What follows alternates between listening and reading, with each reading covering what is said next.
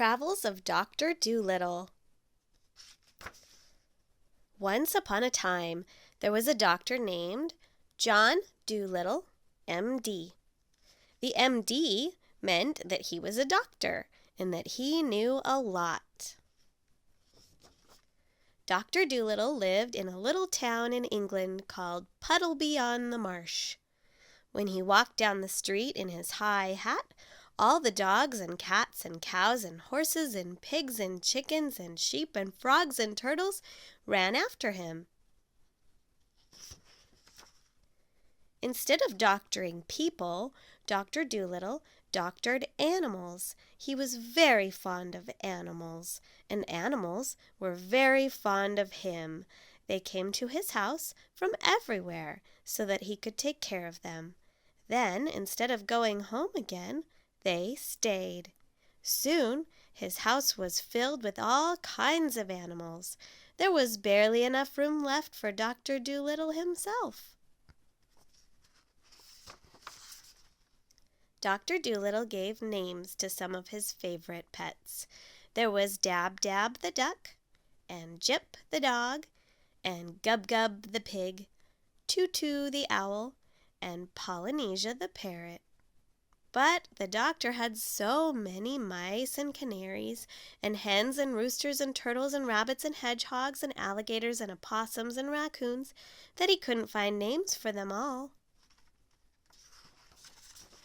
One rainy day, Polynesia the parrot said to Dr. Dolittle, "You have so many pets now that you must learn to talk with them. We will teach you animal language." Dr. Dolittle sat down in front of a blackboard. His pets gave him lessons. Soon he learned to talk with the animals. Soon he understood everything they said.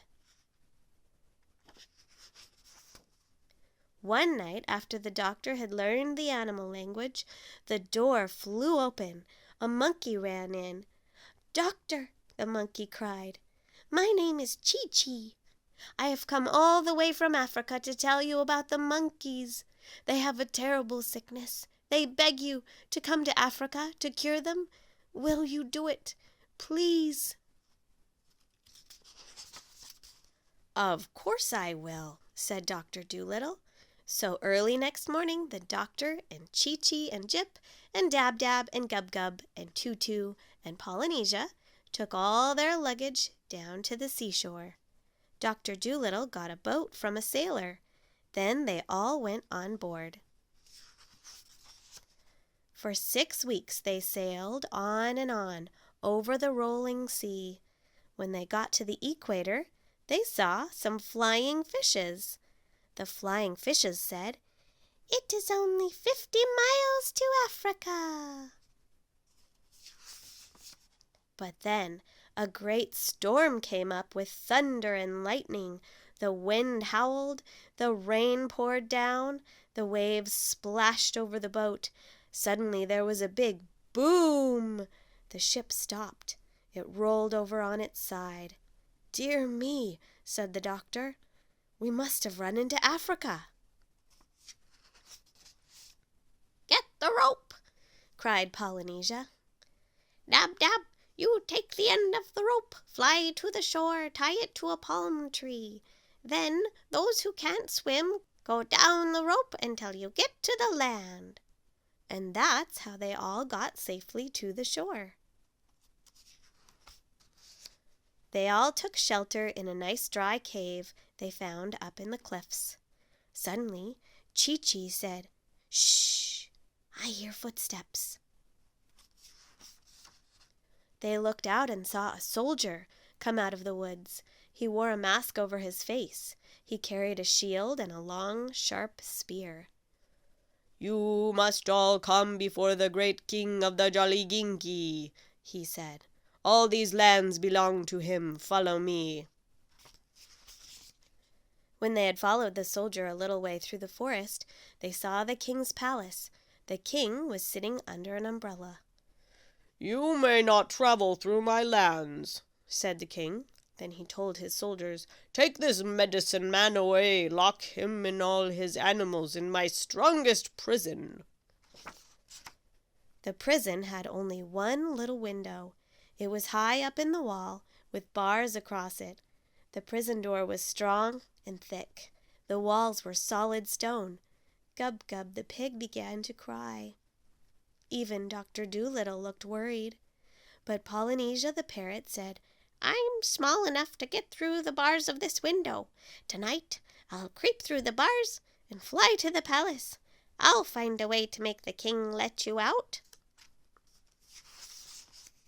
So that night the parrot flew to the palace. She crept into the king's bedroom very softly and hid under the bed.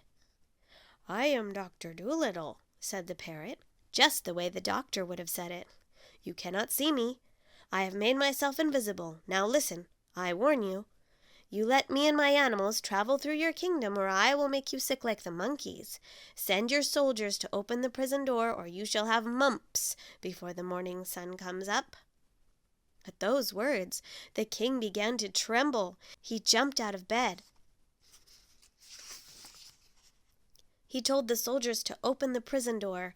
The doctor and all his animals rushed out of the prison. They ran through the forest toward the land of the monkeys. They ran as fast as they could. But when the king found out how he had been fooled by the parrot, he was dreadfully angry. He rushed around in his nightshirt. He woke up all his army. He sent them into the jungle to catch the doctor. Chee-Chee the monkey knew the paths through the jungle better than the king's soldiers did. He led the doctor and his pets to the thickest part of the forest. He hid them all in a big hollow tree. Chee-Chee said, "We must hide here while the soldiers are close by. Soon they will get tired and go back to bed." When the soldiers had all gone, Chee-Chee brought the doctor and his animals out of their hiding place. Then they set off for the land of the monkeys. And that very evening they saw a lot of monkeys. They were sitting in the trees, looking and eagerly waiting. When they saw the famous doctor, the monkeys made a tremendous noise. They cheered, they waved, they swung out on branches to greet him. But the king's soldiers hadn't gone to bed. They were still following. They saw Doctor Dolittle. They ran to catch him. The doctor and his animals ran harder than they had ever run in their lives. They came to a high place with a river far below it. The land of the monkeys was on the other side. Jip the dog looked over the edge and almost fell. "How are we ever going to get across?" he asked. Then the leader of the monkeys, the biggest one of all, cried out to the others, "Boys, a bridge, quick! Get lively, make a bridge, a bridge!" And quick as a flash, the monkeys made themselves into a bridge. They did it by holding hands and feet and tails. They made a bridge of monkeys, and the big one shouted, "Walk over, all of you, walk across our bridge." Doctor Dolittle and his pets were all a bit afraid. Such a narrow bridge, and so high above the river. But all of them got over safely. The doctor was the last one to cross. Just as he reached the other side, the king's soldiers came rushing up behind them. They waved their swords, they threw their spears, they howled and they yowled, but they were too late. Doctor Dolittle and all his animals were safe in the land of the monkeys. The doctor found hundreds and thousands of very sick monkeys. He made all the monkeys come to be vaccinated. For 3 days and 3 nights they came from the jungles, they came from the valleys, they came from the mountains and hills. They came to a little house of grass where the doctor sat all day and all night, vaccinating, vaccinating, and vaccinating. And then, very soon, the monkeys began to get better. By then, the doctor was all worn out. He was so tired that he went to bed and slept for 3 days and 3 nights without even turning over. When he woke up, Doctor Dolittle saw that none of the monkeys were sick anymore. They were all well. His vaccinations had cured them all. So he told them that now he must go back home to Puddle Beyond the Marsh. The monkeys were very surprised at this. They had hoped that the doctor would stay with them forever. That night they got together to talk things over. The big one got up and said, "It is sad that Doctor Dolittle must leave us, but since he must go, let us give him a fine present." "If you really want to please him," Chi-Chi said, "give him an animal, one he has never seen before." "An iguana?" "No." "An okapi?" "No." "A push-me-pull-you?" "Yes." "No man has ever seen a push-me-pull-you. Let us give him a push-me-pull-you." Now there aren't any push-me-pull-yous anymore. But then, when Doctor Dolittle was in Africa, there were still a few of them left. The push-me-pull-you had no tail. Instead, he had a head with horns, both in front and behind. Push-me-pull-yous with their two heads were very hard to catch. When one head went to sleep, the other head was always wide awake and watching. This is why they were never caught and never seen in zoos. To catch a push-me-pull-you for the doctor, the monkeys made a plan. Very, very quietly, they set out through the forest to hunt.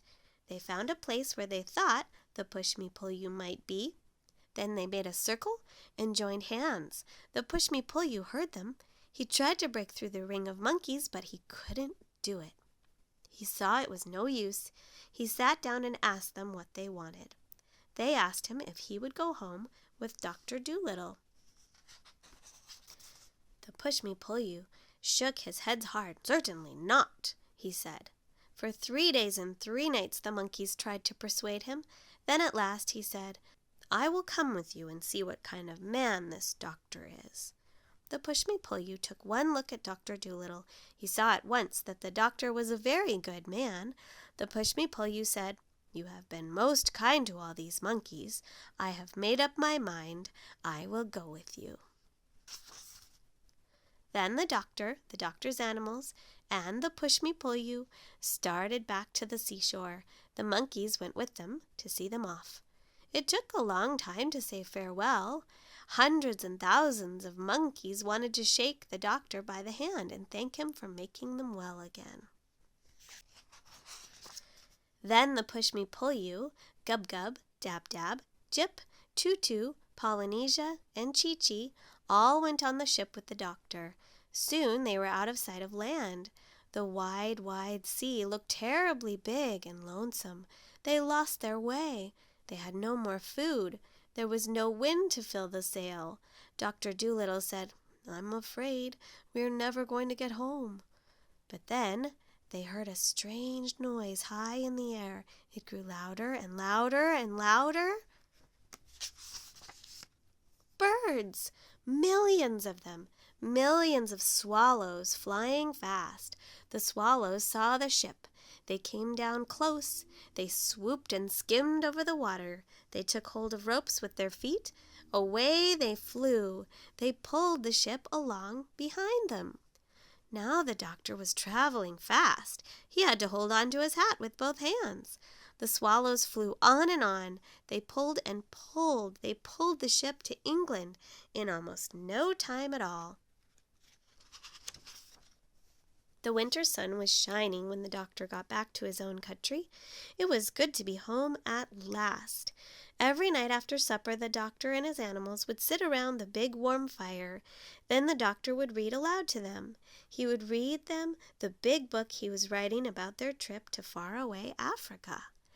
Africa, the land they would never forget, the land where the monkeys chattered in the palm trees, the land where they found the wonderful push-me-pull-you.